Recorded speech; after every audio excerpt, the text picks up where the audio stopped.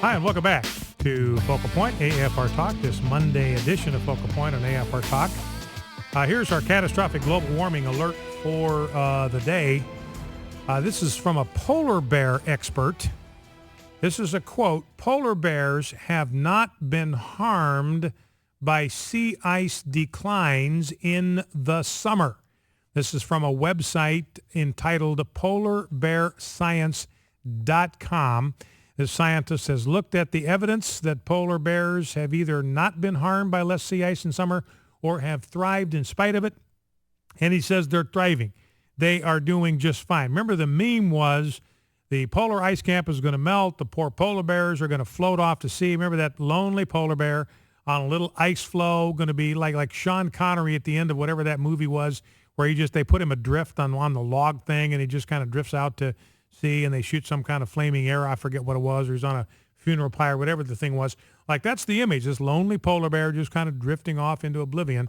And this guy says, not on your life. He says there are 10 good reasons not to worry about polar bears. I won't go through all. I'll just go through the first one, and that is polar bear numbers overall have increased. They've increased. Numbers have increased at least by 2,650 to 5,700 polar bears since 2001. More polar bears today than there have been since the 1960s. Brian Fisher is my name, the program Focal Point Network AFR Talk. Let's go back to the phones. Let's go to Andy in Tyre, Tennessee. Andy, welcome to Focal Point. What's on your mind? Hey, Brian, I'm sitting here looking at this picture of President Obama and Biden and Hillary Clinton in the Situation Room and on the Bin Laden raid. Yeah, and Andy, let's just be clear. Now, you're not looking at the one where I'm in the Situation Room, because that picture, I think, was taken after the one that you're talking about, I think. Oh, I didn't know there was one of those. But, well, yeah. Joe Biden had to slip out and ask me to kind of take his place. They did not want to be without kind of expert counsel in that situation, so they slipped me in there just for a few minutes. So apparently that picture was taken after the one that you're looking at. So anyway, you're looking at the one. You're looking at the one which has Joe Biden in it and President Obama. So talk to me.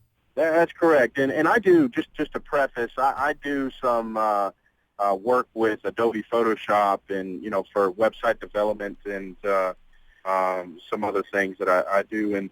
And the picture, if you look at it, the lighting on the picture, look at everybody's head. The lighting on each of the individuals' heads is coming from the back and to the right. Everybody's lighting is from the back and to the right, or in Biden's case, it's a little bit on the front, but it's still to the right. The only head that has lighting on the left side is President Obama's head. Now, you could argue, well, there's light on the wall and you get reflective light off the wall. I disagree with that, because I believe the lighting on the wall is either decorative in nature or is, but the shadowing, if you look at the shadowing down towards where Obama is sitting, it's dark. So, well, and Andy, let me ask this question too, because the lighting, I think, is a significant part of this. Let me ask you about the proportionality issue first of all. You work with Photoshop. I mean, before we talk about the lighting issue, I just want to get it. But if you look at President Obama, do the proportions look funny to you? Yeah, well, I didn't measure the pixels, but I guess you could actually measure the pixels of his head from top to bottom and compare it with the pixels of the other gentleman's head sitting next to him. I've got a friend, Caden Cowger. He has an internet radio program of his own. We're going to have him on this program at some point. He's only 14, young guy, strong conservative. He's got a program called GIMP, I think. Have you heard of that? I have not. Anyway, he said what he gimped, whatever that means. I have no idea because I'm not a tech savvy guy, but he said he did that thing that you're talking about, took the size of Obama's head and compared it to the head of everybody else in the picture, and it's smaller. It's smaller than everybody else's in the room, except for the girl that's in the very back of the room. She's got the only head that's any smaller than President Obama's head. So the proportions do look a little funny to you as somebody who's an expert with Photoshop. Let me ask you this. Are you looking at the picture right now, Andy? You're a Photoshop guy.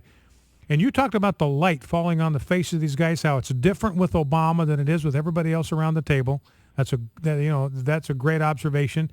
Look at the lighting hitting those two people. There's a guy and a girl in the back of the room, and look how the light is hitting them. What do you think about that? Does that look odd to you? They seem to be in the full light coming from their right, upper, our left. Everybody else's face around them is a little bit in shadow. What do you make of that? Yeah, well, I agree that I guess there's a guy standing back there, kind of looks like Rudy Giuliani, but I don't think it's him. But he's standing, approximately, I guess you could say, less than a foot from this guy. And you're right. The lighting is completely different. About the only way you could have that kind of lighting on his head would be if there was almost like a spotlight there that was trained on him or trained on that part of the room. That's correct. Yeah. So who are those people? Yeah.